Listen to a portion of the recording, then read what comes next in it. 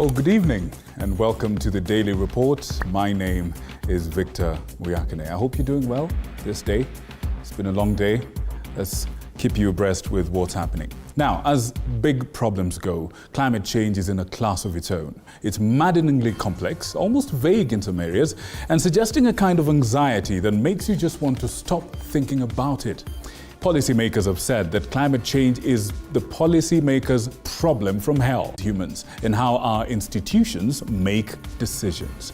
The thing is, climate change is real, and those of us talking about it must sometimes shift from the doom and gloom story and showcase the emerging approaches and technologies and innovations that are here to solve climate change, or at least help us to adapt better. Now, that's why I'm here. That's why we're here from TV47, the home of Untold Stories, to try and deal with this differently tonight. And with a hopefully eye-opening conversation on how everything from clean energy to food, from religion to smartphones and everything in between affects the future of our planet and what we can actually do about it. Now, that is for later on the Insight Tonight. But for now, the news of the day. Tonight on the Daily Report, Kenyans brace themselves for tougher times ahead as the price of basic commodities set to rise with the Finance Act taking effect. And hardline positions remain as the opposition demands that the fresh round of talks between President William Ruto and Azimio leader Raila Odinga be concluded by the end of this month. And families of over 200 Kenyans arrested during the anti-government protests plead with the government and opposition leaders to intervene and have their kin return home. Naomba hii serikali yetu, the president aangalie sana. Aangalie pia polisi.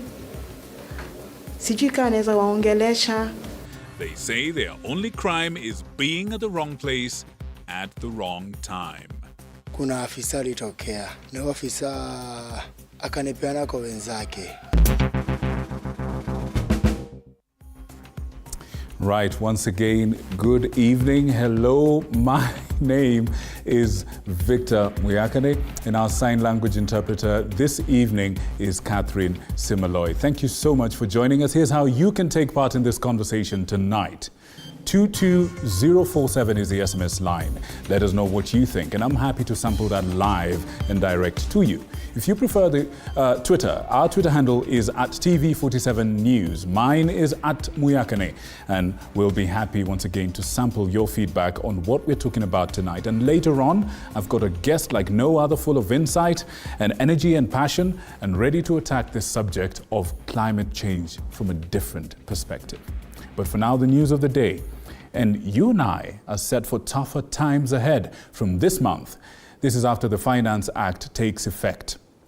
From double taxation due to the Housing Fund levy to increase in prices of basic commodities, the realities of the implementation of the Finance Act are here with us. The government has painted a picture of a storm before calm. Here's Paul Manu with more. Kenya's payslips will this month face a severe beating as the reality of the implications of the court decision on the finance bill kicks in. In a statement, the Kenya Revenue Authority has outlined some of the commodities and services which will see Kenyans dig deeper into their pockets, some of them including mobile money transfers. This plus the implementation of the Housing Fund levy deduction, which will see double deductions this month. For example, an employee who earns a monthly gross pay of 50,000 Kenyan shillings will lose 1,000 Kenyan shillings at the end of the month of August to the housing levy alone. Those earning 100,000 Kenyan shillings will part with 3,000 Kenyan shillings for the months of July and August. Those earning a monthly gross salary of 200 Kenyan shillings will lose a total of 6,000 Kenyan shillings to cover the 2 months. As if that is not enough, Kenyans are also set to spend more to buy sugar with the looming biting shortage. This has made the government increase sugar imports. As a result, at least 5 sugar factories in Western Kenya have temporarily been shut down, with thousands of workers losing their jobs. Addressing the nation on Wednesday, the president showed concern over the situation, adding that the country will be compelled to import sugar. In the next 1 or 2 weeks, at least by mid of this month, we will see a different situation pertaining, because that's the time we expect stocks of sugar to come into the country. Appearing before the Senate, Agriculture CS Mithika Linturi revealed that Kenya will import sugar in the next 4 months before the next sugarcane harvest is due. Paul Munio, TV 47. Now, good people, we know times are hard, and the next story is just another indication of that.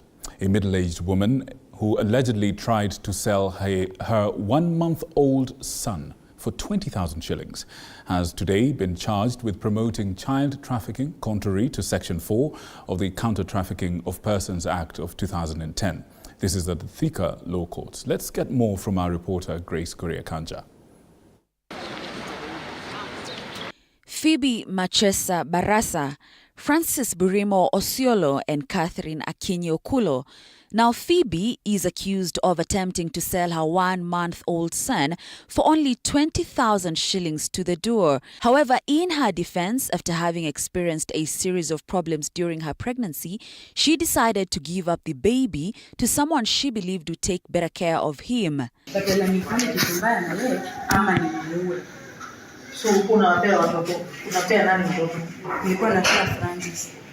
Afanye nini na yeye? Amlee. Ana uhusiano yote? Hapana. Kwa hivyo si ukweli ulikuwa unauza? Sikuwa nauza. But her husband Sadiq Wasike has a different tale to tell, recalling when trouble started. Hakuwa anataka kunyonyesha mtoto. Ndio venye nilikuwa ninamkomalisha, kwa nini hutaki kunyonyesha mtoto, uko na mpango gani? After that, this same day, the baby is said to have mysteriously disappeared. Ikafika jioni, bibi anakuja ati mtoto ni amekufa. A search at Thika Level 5 Hospital and Pumwani Hospital, where Phoebe is said to have claimed the baby was, ended in futility because the baby was somewhere safe. Sadiq further claims that his wife Phoebe had already received 9,000 shillings as down payment and was set to receive the remaining amount, 11,000, in due course. All three who were arrested on August 2nd near Allsops area, where the deal was to be sealed, pleaded not guilty. Mtahojiwa na ofisa wa probation, alafu report itaandikwa, alafu court itapeana bond. So mtapewa bond zenu tarehe 17 mwezi wa 8. They shall remain remanded at the Thika main prison. Grace Korea-Kanja, TV 47. Moving on, it's now emerging that the Worldcoin company that was conducting its activities by scanning Kenyans' retinas has not been cleared to collect critical data from Kenya. A joint ministerial statement presented in the National Assembly today indicated that the Directorate of Criminal Investigation, that is the DCI, had made progress in identifying Worldcoin associates in the country, and a foreign national said to have activated the firm's Kenyan operations, assuring Kenyans of their data safety, though the statement didn't sit well with some members of the National Assembly, who now want the Cabinet Secretaries Kithure Kindiki and Eliud Owalo to appear before the Parliament, to shed light on the matter. Let's have a look. Tonight, the Kenya Kwanza government is gearing towards a multi-agency investigation into the operations of American AI firm Worldcoin, even as Immigration Department ordered to intercept the group's associates, foreign or Kenya. The statement by Interior Cabinet Secretary Professor Kithure Kindiki and his ICT counterpart Eliud Owalo revealed that Worldcoin had not been registered as legal entity in the country despite its operations in the country and the support of crucial stakeholders in the country. The Cabinet Secretary stated the Immigration Department had been instructed to stop any persons of interest from leaving the country without clearance by DCI. The suspension of the processing of sensitive personal data was not lifted by the Office of the Data Protection Commissioner, or DPC. In particular, the office raised concerns on whether the consent sought from the individuals was voluntary or illusory. In this regard, the office noted that persons are requested to give consent and a monetary incentive provided for the exchange of sensitive personal data. This afternoon, MPs raised pertinent questions on the firm enlisted Sense Marketing, a Kenyan entity, to carry out its data capture activities that entailed scanning irises of those who turned up for registration in exchange of crypto tokens, seemingly dismissing National Assembly Majority Leader Red's statement assuring Kenyans of their data safety. The website, some of the people who are supporting them is Africa AI, Bowman's, which is one of the biggest law firms in Kenya, Strathmore University, Nairobi County. All these are already their partners here in Kenya. So they could have harvested much more data than we know about. What we saw was public, and all that is available on their website. So I call upon Honorable Speaker that members of Parliament will, I will personally be looking at the Namibia legislation and see how we can bring legislation to deal with this. The statement further indicated that the multi-agency team will pursue any person of interest out of the country through relevant legal instruments. MPs, led by Minority Whip Junet Mohammed, implored security agencies to fast-track investigations, saying laxity by enforcement agencies may have exposed Kenyans to exploitations by the foreign farm due to their vulnerability. Inside, dingy places, these are people who are sure of what they are doing. It looks like they had all backings that they need to do their work in a daylight at KICC. So, Mr. Speaker, me in my view is I propose to you that we need to hand over this matter to a committee of Parliament, either the ICT committee or a special committee that can bring back a detailed report on this matter to the House, Mr. Speaker. Why were they queuing? Who allowed them to occupy KICC, which is a serious government institution? I think we are threatened as a country, and so I agree with the President's information yesterday that some of our officers are very incompetent to an extent that he knows much of the things which happens in various ministries and others do not know. We are sleeping in our jobs. I fully support the President on this, and I want him to cascade seriously on the Interior Minister and the Minister for CII. Thank you, Honorable Speaker. The two cabinet secretaries are expected to appear before National Assembly next week to shed light on the matter. Elizabeth Mutuko, TV47, Nairobi. Now, families of some Kenyans arrested for allegedly burning a bus and a trailer along Ngong Road during the Maandamano protests have spoken out, saying they have been forgotten in remand. In conjunction with Haki Africa, they are calling on the government to secure them with an affordable bail term, or rather affordable bail terms. Sheila Chalangat with more. As the dust settles on the anti-government protests organized by the opposition, many families still remain unsettled, with many of their kin who were arrested during the protests remaining in custody weeks later. Evans Omondi was among the unlucky few who found themselves on the wrong side of the law. Kuna afisa alitokea. Ni afisa akanipeana kwa wenzake. Yeye mwenyewe akunipiga, akanipeana kwa wenzake.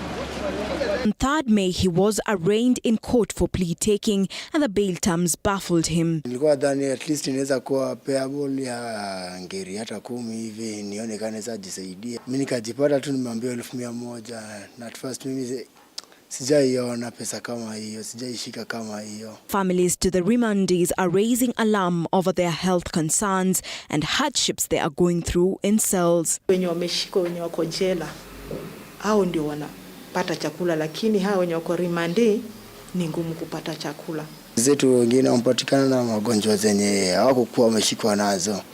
He is among the 11 that have been released according to Haki Africa. More than 200 individuals in the arrests are still in police custody. Even as they seek for their freedom, they want the government to release them on affordable bail terms. Naomba hii serikali yetu, the President aangalie sana. Aangalie pia polisi. Sijui kama anaweza waongelesha, aone jinsi venye wanaweza saidia wale vijana wenye wako kule. There has been several human rights organizations condemning what they term as excessive police force on protesters. Sheila Chelangat, TV47, Nairobi. Now, tonight, the Azimio coalition now wants the fresh round of talks between President William Ruto and Azimio leader Raila Odinga to be concluded by the end of this month in order to calm political temperatures. Honorable Kalonzo Musyoka, in a letter to the Kenya Kwanza head of dialogue delegation, has requested a meeting this coming Monday, terming it as a real chance to strike consensus. The Mr. Musyoka letter came as Azimio principal Martha Karua held a separate meeting with her Azimio Mount Kenya counterparts. Apollo Kamau with more. The quest to fast-track dialogue between President William Ruto and Azimio leader Raila Odinga gathered pace on Thursday after Azimio, through its dialogue team delegation leader, Wiper Party leader Kalonzo Musyoka, wrote to the Kenya Kwanza delegation team leader, National Assembly Majority Leader Kimani Ichung'wah, requesting the first meeting between the two sides on Monday next week. Kalonzo saying, and I quote, "In light of the urgency of the issues, the anxiety of our people, and in the interest of a speedy resolution to the issues afflicting our nation, we today extend an invitation to the Kenya Kwanza National Dialogue Team for the initial joint meeting of both parties at the Serena Hotel on Monday, August 7 at 11 a.m. Raila akisema left ni left, akisema right, na akisema tutazungumza, tumekubali tunatuzungumza. Tusikizane, lakini tunataka kabla hatujaanza mazungumzo isikike kwamba mambo ya bei ya bidhaa tuongee kama bei ya bidhaa zimerudishwa chini. Kalonzo, in his letter, further sounding the alarm on the delay tactics which Azimio accused Kenya Kwanza of during the bipartisan talks. Azimio has now issued 30th August as a deadline for the talks, terming the 1st of September as a day of reuniting.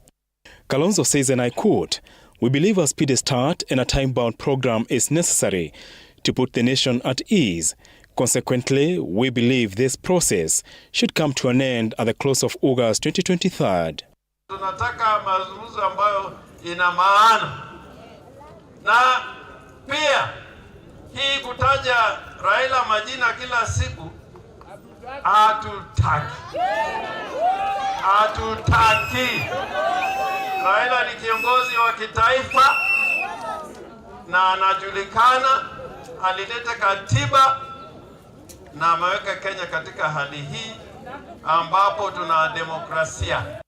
But even as Azimio engaged gears ready for the talks, fault lines in the coalition arising from the composition of the dialogue team emerged on Thursday after coalition principals Martha Karua and Jeremiah Kioni, in the company of former Cabinet Secretary Peter Munya and former Governor Derito Mureithi, held what they termed as a consultative meeting for Kamwene leaders, meaning on their own.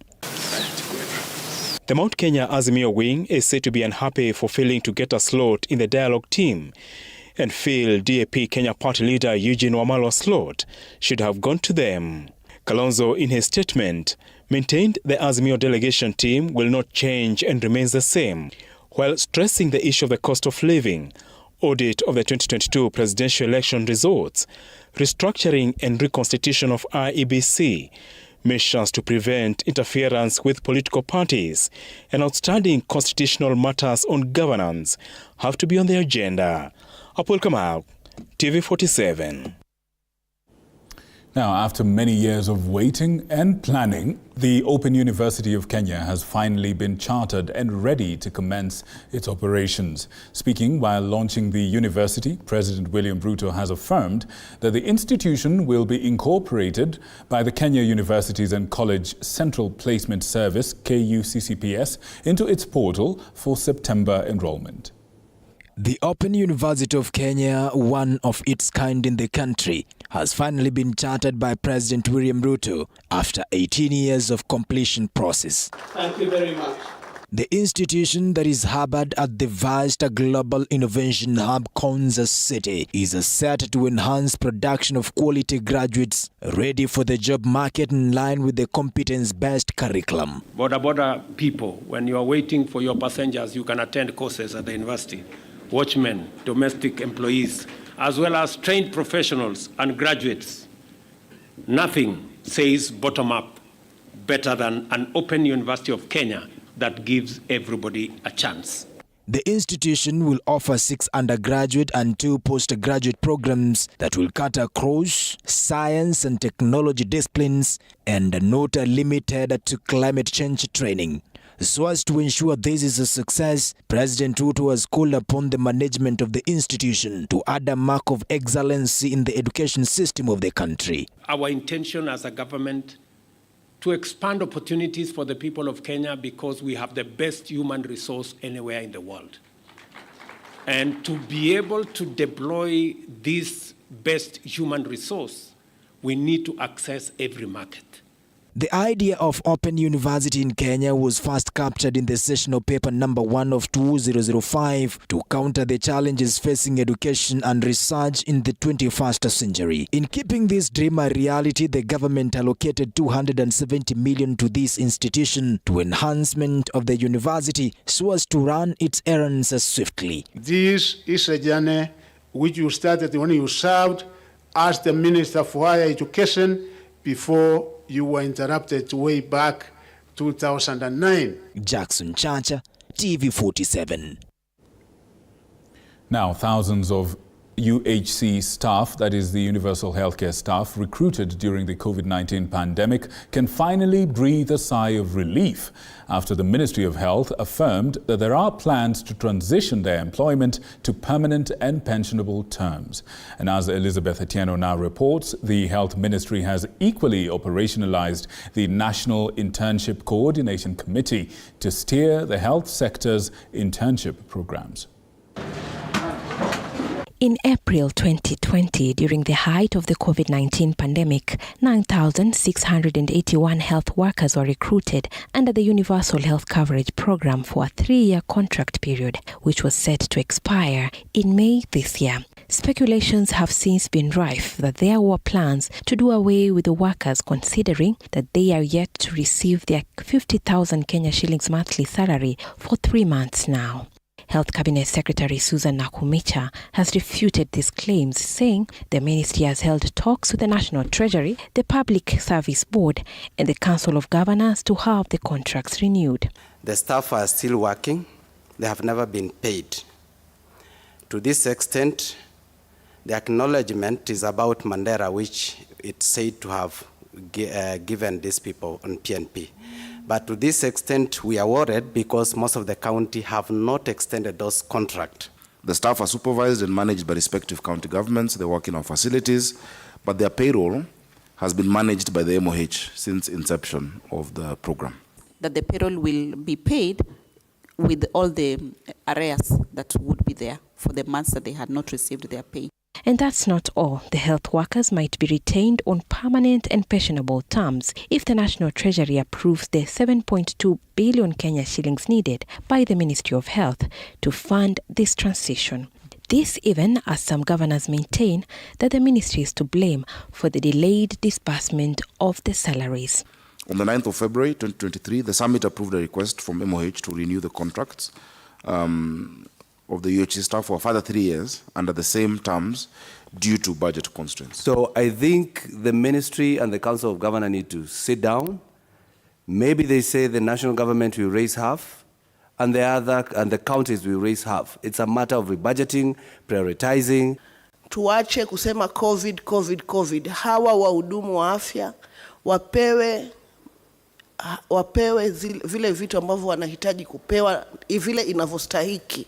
Currently, there are 4,129 interns spread across various medical facilities in the country. This is after the first batch of 800 interns were posted in January, following a strike notice issued by health unionists. Remember the reason why there was payment of interns in the beginning? It was an incentive because we had very few students doing medicine. It was an incentive at that time. The number of universities offering and colleges offering were very few. Right now, we have very many. Actually, in a year, we graduate an average of 1,500 medical officers, an average of 9,000 nurses, and an average of 3,600 clinical officers. Health CS Susan Akumicha accompanied Principal Secretary Muthoni Muriuki and Nairobi County Governor Johnson Sakaja on Thursday, where they appeared before the Senate Committee on Labor to address the issue of human resources in the health sector and the advancements of universal health coverage in Kenya. Elizabeth Atieno, TV47, Nairobi.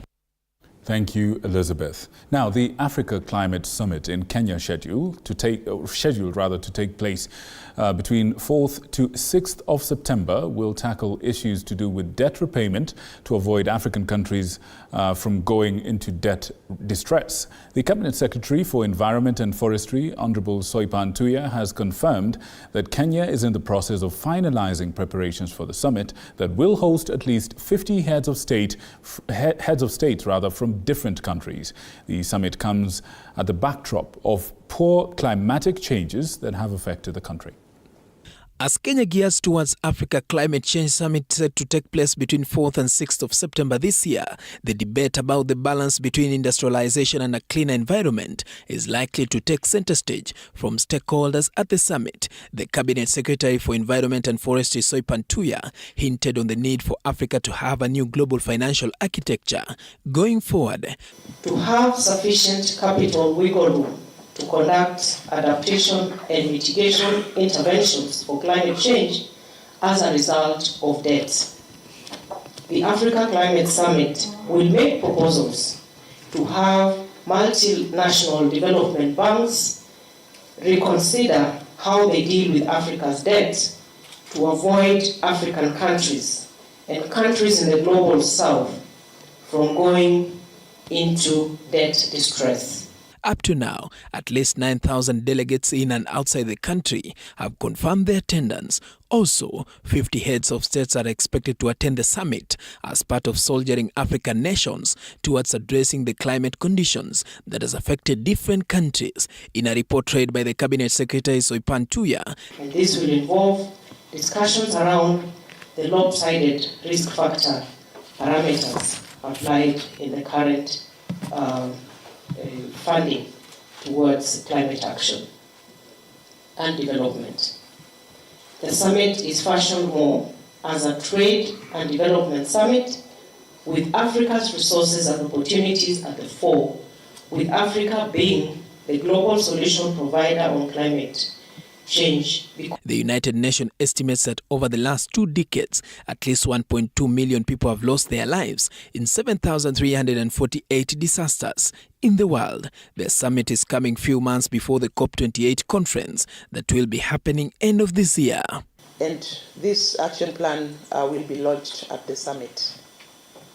So in terms of the resources that we have mobilized to date, we have a budget of 26 million US dollars, and we have already mobilized 12 million, about 12 million US dollars for the summit. Paul Kirobi, TV47, Nairobi. Now, women, despite being more than half of the workforce in the blue economy, do not occupy decision-making positions, which limits the efforts to grow the sector by the gender. This is according to Blue Economy and Fisheries Cabinet Secretary Salim Mvurya, who says that the government will employ evidence-based program interventions that fuel women's economic participation in non-traditional sectors, which will finally spur innovation and gender parity. Have a look. It is estimated that the blue economy has the potential to inject up to $4.8 billion to Kenya's economy, creating over 52,000 direct jobs.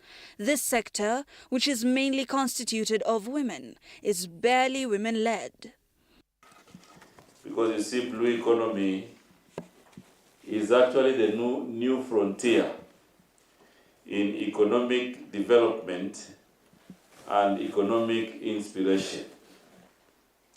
And I think that is why it is important also, as we underscore the importance of blue economy as an investment area, we also then have to underscore the contribution of women in investing in the blue economy sector.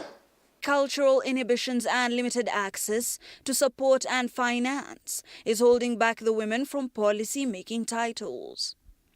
Blue economy has great potential, but that potential will not be realized if we did not go ahead and unlock it intentionally. And I'm certain our partnership, government, development partners, private sector players will ensure that we unlock this. The Cabinet Secretary says among the many areas of focus for the ministry lies the need to ensure fempreneurs also have a slice of the blue economy cake. And there are, of course, other variables. Sometimes a weak enabling environment, limited to access to technology and resources. And this is especially true for women entrepreneurs trying to get into or grow their businesses in the blue economy sector. But there are many opportunities, and MSMEs have emerged as key players, particularly in fishing and aquaculture value chains. Women-owned businesses, which are micro-enterprises with no formal registration, are a majority of the businesses in the fisheries subsector, against 1% of women-owned formal medium-scale businesses. With the move, they say they could potentially add 50,000 additional jobs in the sector for women. Despite 60% of the workforce in the fisheries subsector consisting of women, the gender does not get representation, especially in high offices in the blue economy. Hibak Said for TV47. And on that note, we take a short break. We will be right back with a whole lot more content for you, including the discussion we teased earlier on Insight Tonight. We're talking about your environment, climate change, and what is being done to make the situation better. We'll give you some good examples happening from across your world, things that are interesting, innovative, and exciting, and hopefully inspiring. All that and so much more right after this break. Please don't go away. The news that matters the most is the one that hits close to home. When disasters strike, we are there to inform you. When the bullets are flying, we tell you who's shooting and why. Reporting on your victories, your health, your money, your security, your past, present, and future.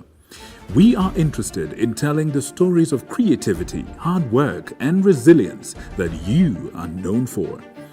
That is our job. This is my job. My name is Victor Muyakane, and it's my honor to bring you this news this way every Thursday night on the home of Untold Stories.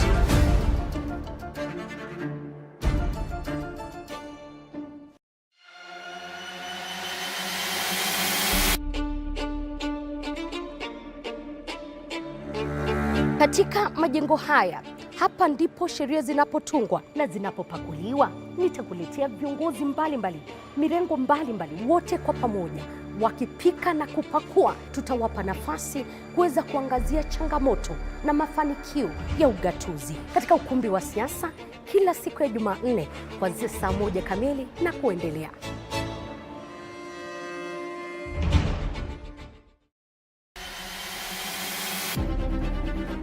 Toka eneo hili la Naivasha kwenye kaunti 032, gatuzi la Nakuru. Kutoka kaunti ya Elgeyo Marakwet, kaunti 028.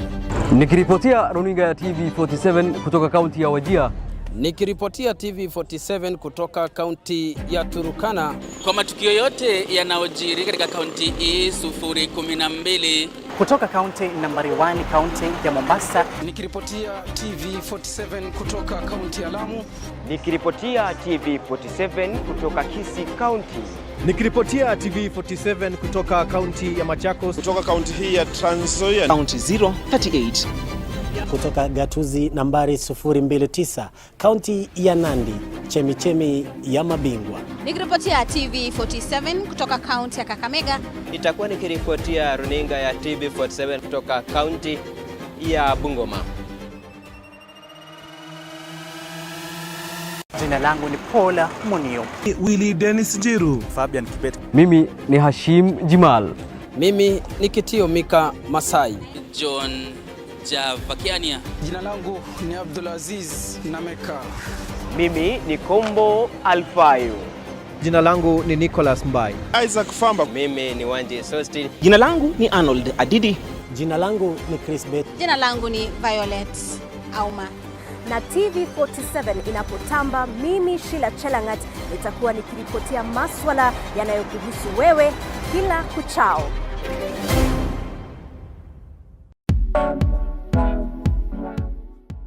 Every Thursday 7:30 p.m. unapata nafasi kufahamu viongozi mbalimbali kutoka humu nchini kuanzia. Welcome back. If you're joining us right now, we have been on the Daily Report, but now we're shifting over to Insight Tonight. Now, statistics show that the average age of a Kenyan farmer is 65. To challenge this reality, Rongai Agri-tech Secondary School is a unique school where learners are practically involved in farming activities, acting as incubator and catalyst to future farmers, and where classroom concepts are actualized with a reality in the agri-business subsector.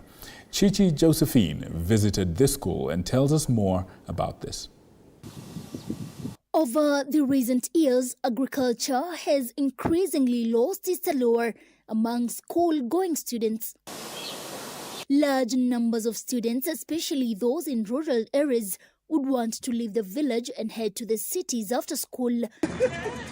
But at Rongai School, this is quite different. This is Rongai Agri-tech Secondary School. Can you tell me the punishment I want me to give you? Located about 20 kilometers from Nakuru town and sits on 30 acres of land, 12 of which are used for farming. On the farm, a variety of livestock and an assortment of crops stand out prominently. The school boasts of over 100 cattle, 100 sheep, 50 pigs, at least 400 poultry, including chicken, turkeys and geese, and 30 rabbits. Our school is very unique in comparison to many other high schools we have in our country. Reasons being, we incorporate teaching or enlightening our boys with agricultural skills together with covering their curriculum, just like other schools are doing. Further, plantations of cabbages, spinach, bananas, potatoes, maize, beans, sukuma wiki, and African indigenous vegetables also fill the farmland, turning it into an explosion of green vegetation. We have realized the current generation of young people, most of them, they are born and raised in the city. So they don't have the opportunity to do these bits of farming. The institution does not run out of supply of agricultural produce. The cows produce over 10 litres each, with the school requiring about 400 litres per day. The school, which is 50 years old, has been transformed over the decades to serve twin purposes as an agribusiness school and to supply students, teachers and staff with most of their food needs. The school this year is celebrating 50 years. All this work that the students do, we have input and we have output. The output is consumed in the school, and what we get in excess, we sell. Here, labor is supplied by students, from 3 students each taking turns as the farm's manager, and this has greatly driven up interest in farming among the teenage students. Form 1, they work with the animals. Form 2, they work with the crops.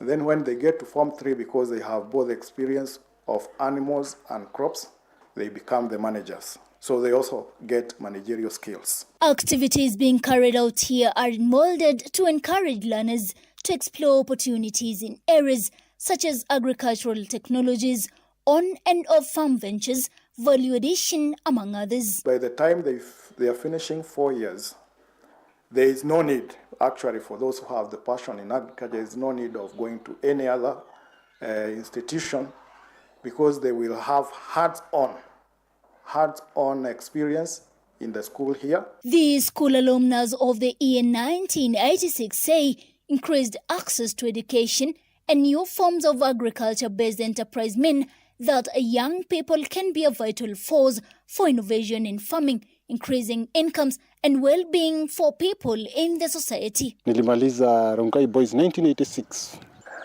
Vile nilitoka hapa nilibenefit na vitu mingi sana. Sababu saa hizi nina farm na nimeweza at least kujua the time ya kupanda mboga, the time ya mahindi. The school's captain, Master Jafeth Onchwati, notes that the farm has built capacity of students and surrounding communities in practicing sustainable agriculture in Kenya towards improving crop yields, stimulating the economy and helping mitigate effects of climate change. Right now we are having a lot of animals waste. So you are taught on how to use this waste to be able to use them as manure in your crop.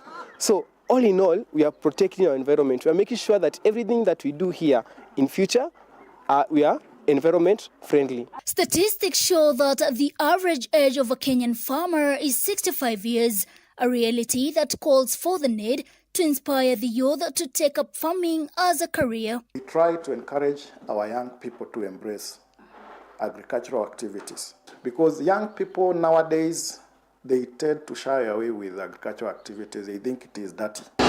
Chichi Josephine, TV47. Right, thank you Chichi for that, and it's from Chichi's point of view that we kickstart our discussion tonight on Insight. We're talking about climate, and tonight I have a guest who's absolutely amazing, and she's here. Thank you so much for coming. Thank you for having me. And thank you for the insight that you're just about to offload or unload on us. Thank you. Right, your name is something quite interesting. There's an English name. Yes, there is, but I rarely use it. But you rarely use that? Yes. You prefer to be known as let me see if I get it, Wanjohi. Oh, wow. Yes, Wanjohi Njoroge. Wanjohi Njoroge. It means the resilient one. Thank you, and that's something we're going to be talking about tonight. Yes. Wanjohi is a climate and nature restoration consultant, and she's got lots of insight on the subject we have tonight. Thank you. Thank you. First things first, I understand you grew up on a farm. Yes, I did. How do you feel looking at that story, looking at those young people practically learning agribusiness as part of their high school? I think it's fantastic, and we need to reintroduce something we used to call the 4K Club. Exactly. Back in schools. Growing up on the farm, this is at the foot of Mount Kenya, a very beautiful village called Kafaru. Wow. You had to know how to farm. To this day, when I go home, I shed off everything and I become a daughter of the farm. I'll be tending the farm, I'll be feeding the chicken, the cows, the pigs. It's a beautiful experience. But when you think about agribusiness and the future, the one industry that will never be extinct is a food industry. That's right. Because people have to eat, else we become extinct. Correct. So when I see schools introducing agribusiness as one of the courses that the students are taking, I'm inspired, and I think there's a promise for the future. Splendid. Yes. And drawing from your experience, again, at the foothills, or rather the valleys, of Mount Kenya, tell me, looking at the background that we have behind us, what sort of changes have you noticed from the time you were younger and now? I think the major one, and coming from an agricultural background, has to be the unreliable seasons. We knew for sure that March, April, May was the long rains, and then around October, November, we would have the short rains. Now they are unreliable, and we have to adapt. We have to quickly change if we are to survive. Right. Now, I want us to talk about solutions. I want to talk about innovations in a moment. But there's some things we have to get out of the way first. The minister earlier, Honorable Mvurya, was talking about the absence of certain groups in the conversation, in the decisions that are taken concerning climate change. Yeah. From where you sit, what voices are missing in a conversation around climate change? What voices are missing? I think one of the most important things, and I was thinking about it on my drive here, is the indigenous communities. when you think about the Ma community, and there's somebody on Twitter who had done a breakdown of how well they know how to take care of the environment. Even the name Nairobi is Maasai, and it was a beautiful place that had water, you know. So the indigenous community had a way of taking care and protecting the environment. And we can't talk about the environment, for instance, without talking about animals and the wildlife. And there was a time I went to Naivasha, and one of the rangers was telling me that if you're attacked by a buffalo, it means you have killed a wild animal. And that is how the buffalo is fighting for the animal that you kill, is revenging for the animal that you kill. And that is a Maasai belief. So they knew how to protect the environment. When you think about soil erosion, for instance, our traditional communities knew how to protect soil erosion. When you think about coexisting with nature, we have existing ways. Our forefathers knew how to take care of our environment. And we're missing that. And we're missing that. I'm a lover of the bees. I'm a lover of forests and trees. I'm a tree hugger. And these were things that our forefathers did. If you grew up in a village like myself, we grew up with concrete tanks where we would harvest water. But these are traditions that we've moved away from. So I think one of the most important part of this conversation that's missing is going back to our roots, is going back to the people that truly coexisted with nature. When you think about... Undisturbed, unmolested. Thank you very much. Absolutely. And also the youth, because we have to think about the future. Who are the custodians of nature? Who are we? Because like Obama said, we've only borrowed our countries from future generations. Future generations. So we must also start thinking in terms of how do we nurture the next generation of people who are conscious of our environment. Yeah. Right, and I think from what you're saying, there seems to be an underlying inequality in the conversation around climate change, don't you think? Yes, and I think there lacks something called intentionality. And I feel that in this new decade, which is not really new, I think the key word that has to guide us has to be intentionality. That we're not doing this to appear to be doing this. We're not just having conversations in cozy rooms. We mean we're putting our mouth where money Conferences is. in posh You know, hotels. in posh hotels. We need to get out of the posh hotels and really go to where the people are, the wearer of the shoe, and have tangible, and unintentionally have tangible outcomes. So yes, there is discrimination, and when you think about the trickle down of resources, the trickle down of opportunities, the trickle down of information as well, and also, as this government would say, the bottom-up approach. Are we also listening to the person at the bottom of the pyramid, or is it just the top bottom? You know, so I think there is a lot of discrimination, there's a lot of also gatekeepers. Right. Yes. Now, they say after all is said and done, all will be said and nothing will be done. Let's look at some of the things that have actually been done and what we can learn from them and what we can apply. Now, let's have a look at some ways that climate change has affected us. And here's 3 stories from around your world in about 3 minutes. First, over 1 billion shillings worth of fish died suddenly in Lake Victoria's fish cages, in something scientists now believe is connected to climate change. Urban pollution and temperature changes from climate change caused algae to bloom in the lake, and this same climate change caused the algae to rot very, very quickly. And this reduced oxygen levels in the water, and the fish simply suffocated. That's what we're seeing on our screen. We're looking at farmers, fish farmers losing billions, and not just in you know the actual fish, but even in the breeding stock. I mean, to recover from this would take a long time. And they estimate that close to almost 2 billion shillings were lost in this particular incident at the Lake Victoria. That's something we need to look at. So this is a way that climate change actually hits us close to home. However, in the second story, we go across the continent and squashed between the mountain slopes of this place and the Atlantic Oceans. We're talking about Freetown in Sierra Leone. People there are running out of space to build their homes, and in desperation, they're constructing houses on land reclaimed from the sea. in a process they call locally as banking. This involves piling up layers of tires and rubbish and sacks of soil on the water's edge, packing ballast with mud, and then building their homes on top of this. But of course, this is in a way of trying to deal with the rising sea levels. Nevertheless, this limited space and conflict over this limited space portends nothing but disaster for these residents of Freetown, or rather, and others like them. That's something obviously that can give us some lessons. And finally, now, a rural community living next to and relying entirely on a body of water in South Sudan for their livelihood were recently hit by frequent and hard-hitting floods. That's something we're looking at on the screen. And to make it worse, as if that's not enough, the floods wiping away their crops and wiping away their homes and affecting their livelihood of fishing, we see that the devil in the deep blue sea type of situation, water hyacinth hit them. Now, the story doesn't end here. It actually gets better, and I dare say it ends with a rather lovely cup of tea.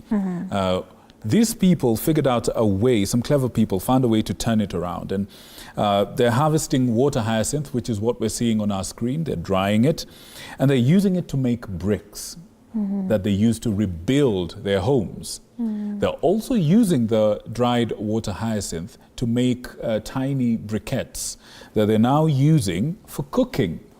So whereas they would actually need to cut trees and destroy the environment in this process, which probably led to the flooding in the first place, they're now using the briquettes to make what I promised you, a lovely cup of tea.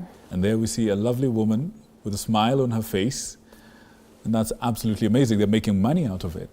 Let's talk about some of these. These are just a few interventions to trigger our minds, to shift the conversation from problems to solutions. Talk to us about some of the things that have struck you in your journey. I think, and I love what you said, and when you mentioned the 1 billion fish, I think the money lost is more than 2 billion, because when you say 1 billion and 2 billion, it means one fish is equivalent to 2 shillings, which is more. I think the other thing that I would comment on from the three narratives that you shared is a Freetown story of space. And this is a reality that is facing the humankind. And is it time we started talking about something very controversial in this country, especially politically, population control? Because we can talk about development, we can talk about protecting the environment without having a conversation on population control. And thirdly, nature knows how to take care of itself. We have, the president recently lifted the ban on forest logging, but then the courts, thankfully, yesterday reversed that lifting of the ban. But then we look at forests and the benefits of forests, for instance, from a very linear perspective.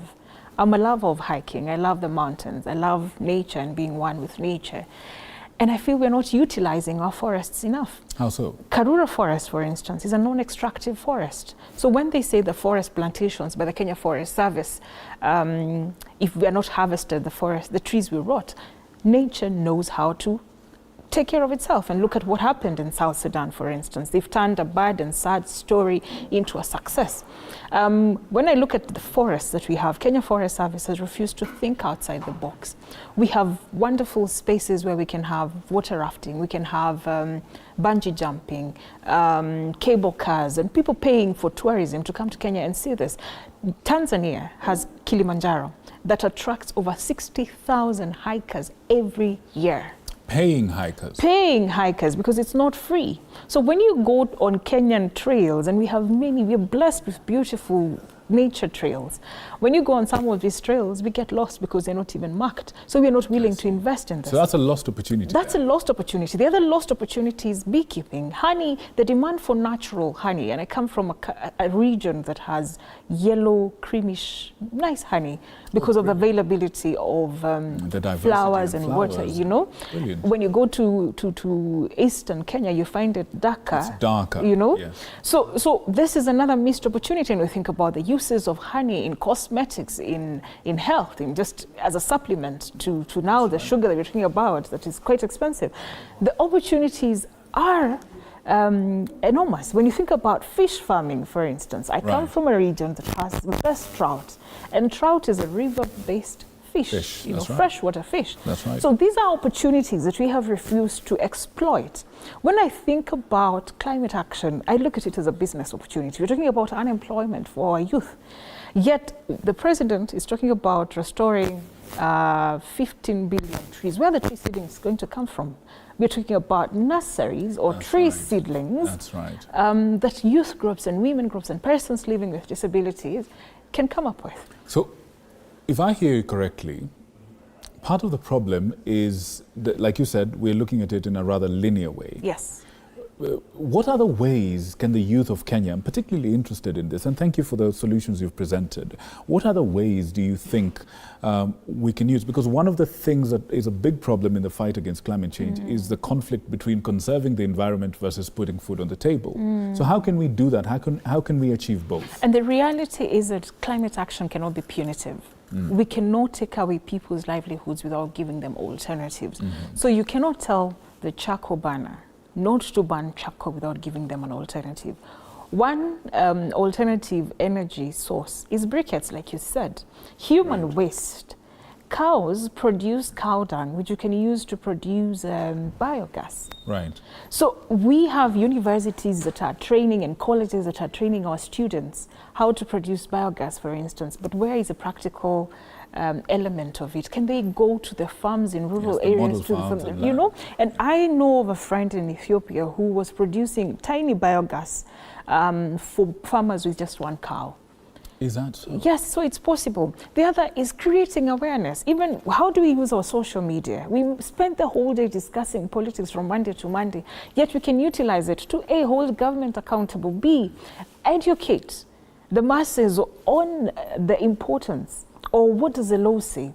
We have an old environmental law that is older than our Constitution of 2010. How can we have an act that is guiding, yet the law that governs the land is younger than the law that guides environment? One of the most shameful questions of our time, excuse me. Here's the thing, we just saw a story earlier about Worldcoin. Lots of youth taking part in this process to make a coin. We also have something called carbon credit trading. Yeah. Tell us how you think the youth of Kenya can take advantage of such things to be able to make a living.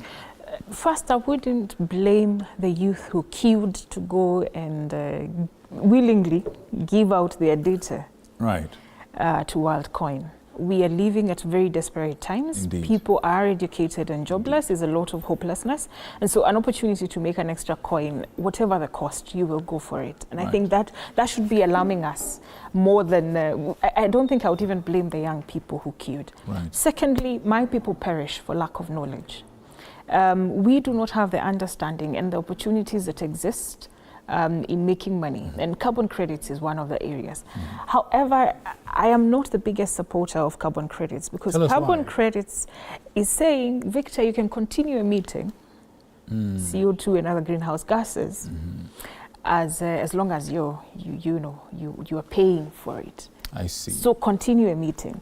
So I think it's a double-edged sword because on one hand, we as a global South emit the least, but we pay the severest consequences. The steepest price, yes. You know, so the carbon credits that they will be paying or will be contributing for the emission they make comes to helping us mitigate. But on the other hand, I feel that we are allowing them to continue emitting. And get away with it. And get away with it. Speaking of the double-edged sword, and perhaps as we steer the conversation towards completion, talk to us a little bit about innovation and how much is too much? Talk to us about ethics, the morality of some of the innovations that we're having, and matters of equality, for example. Talk to us a little bit about that. The risks, the usefulness. And I think a good example is a Worldcoin. We are living in new times where every day we have technology that has never been seen before. So there's no law, there is no guideline on how we should operate and what is too much and what is. But I feel that we have to go back to being human beings. At the end of the day, we have to be ethical, and we have to remember that we are human beings, and don't do to the other person just do to them as you'd want to be done to you. Talk to corporates as well about ESG.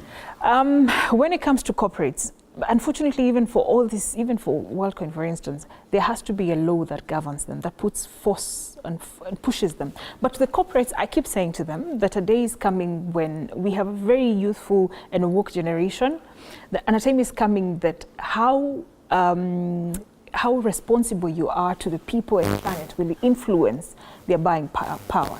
I mentioned an organization that I'll not mention here, whose products I cannot consume because they have refused to phase out their PET bottles and hiding behind the argument that, you know, we extract fiber from the PET bottles and make jerseys out of it. I'm okay with people being vulnerable and saying we don't know how to transition, but I have a problem with people who are chest thumping and saying we are not going to phase out PET bottles, for instance. So this moment requires all of us to be agile, to be humble enough and transition together, ask for help when we can't. When it comes to innovation, I think I see a huge opportunity. We should not look at climate change as something bad, as a punishment. I look at it as an opportunity to be creative, to be innovative. Think about people who are making poles from plastic waste. Yes. People who like Lorna Ruto. You know, like Lorna Ruto. People are doing amazing things from climate change. People making energy. Finding niches. You know, creating energy, for instance, from food waste. Those of us who love forests, we are turning to bamboo farming. I'm a bamboo farmer. Because the regeneration rate of the bamboo is quite high. The more you cut it, the more it grows. And that's protein. Yes, it is. Isn't that something? And we're learning. Can I say that clearly this conversation on climate change is a huge conversation. Yes, it is. And it's not one that can be completed in one sitting. However, I do appreciate you sparing the time to come and sharing your insights with us. I hope you've lit a fire in the bellies of somebody who's watching us at home or wherever you are right now.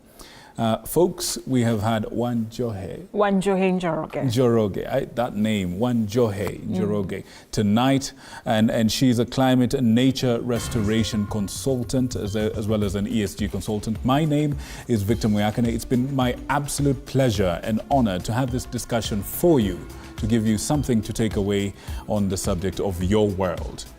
Good night and God bless you. Hand you over to the team that's about to take you to VAR. It's all about sporting action right here on the home of Untold Stories. Good night.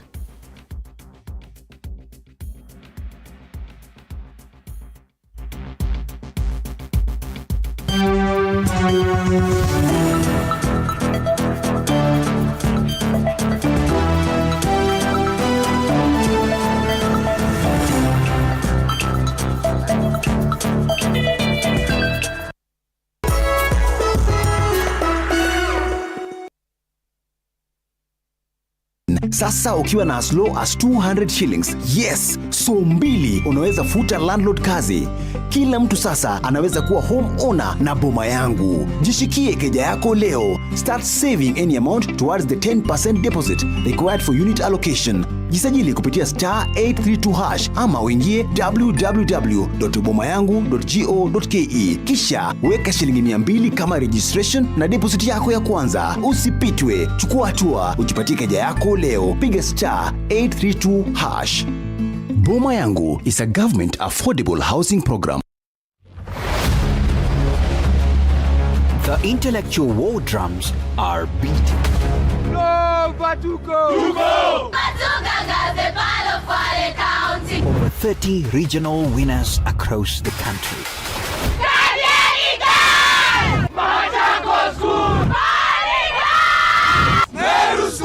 Meeting on the national stage.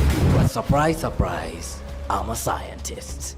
So when we say increase in taxes, we mean 25%. Africa, you've been growing your original foods like since forever. To debate on topics drawn from the Sustainable Development Goals